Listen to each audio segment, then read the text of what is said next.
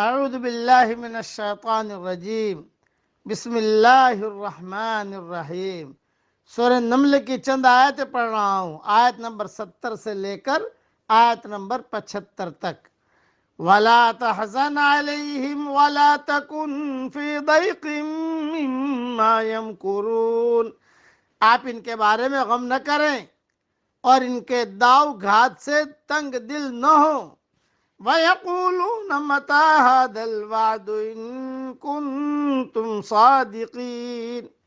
کہتے ہیں کہ یہ وعدہ کب ہے، اگر سچے ہو تو بتلا دو۔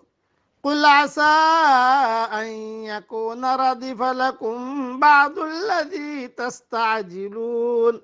جواب دیجئے کہ شاید بعض وہ چیزیں جن کی تم جلدی مچا رہے ہو تم سے بہت ہی قریب ہو گئی ہوں۔ وَإِنَّ رَبَّكَ لَذُو فَضْلٍ عَلَى النَّاسِ۔ یقیناً آپ کا پروردگار تمام لوگوں پر بڑے ہی فضل والا ہے۔ وَلَٰكِنَّ أَكْثَرَهُمْ لَا يَشْكُرُونَ، لیکن اکثر لوگ ناشکری کرتے ہیں۔ وَإِنَّ رَبَّكَ لَيَعْلَمُ مَا تُكِنُّ صُدُورُهُمْ وَمَا يُعْلِنُونَ۔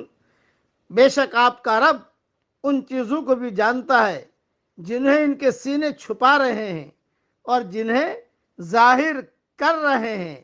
وَمَا مِنْ غَائِبَةٍ فِي السَّمَاءِ وَالْأَرْضِ إِلَّا فِي كِتَابٍ مُبِينٍ۔ آسمان اور زمین کی کوئی پوشیدہ چیز بھی ایسی نہیں جو روشن اور کھلی کتاب میں نہ ہو۔ مختصر تشریح سن لیجئے اور انشاءاللہ تفصیل اور تفسیر ریاض التفسیر میں دیکھ لیجئے گا۔ غم نہ کرو کا مطلب داعی حق کو غم سے روکنا نہیں ہے۔ غم تو داعی کی غذا ہے، یہ دراصل حق کی بے بسی کی تردید ہے۔ اس کا مطلب یہ ہے کہ سارے ناموافق حالات کے باوجود آخر کار بہرحال حق کو اور حق کا ساتھ دینے والوں کو کامیابی حاصل ہوگی۔ حق کے داعی کے مخالفین جب حق کے داعی کی مخالفت کرتے ہیں تو وہ سمجھتے ہیں کہ وہ ایک شخص کی مخالفت کر رہے ہیں، وہ یہ نہیں سمجھتے کہ یہ خود خدا کی مخالفت ہے، نہ کہ محض ایک شخص کی مخالفت۔ یہ صورتحال صرف اس وقت تک باقی رہتی ہے جب تک امتحان کی مدت ختم نہ ہوئی ہو۔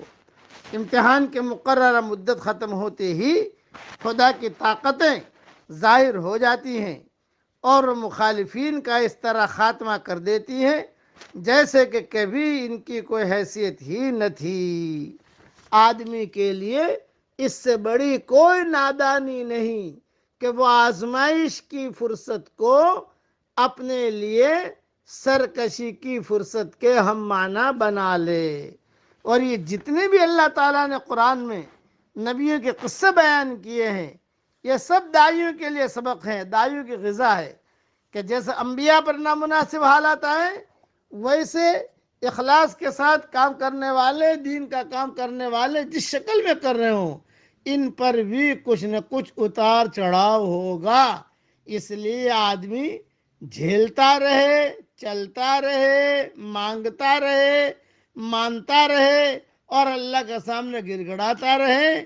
اللہ تعالی ہم سب کو اخلاص کے ساتھ دین کا کام کرنے کی توفیق عطا فرمائے، آمین۔ وآخر دعوانا ان الحمد للہ رب العالمین۔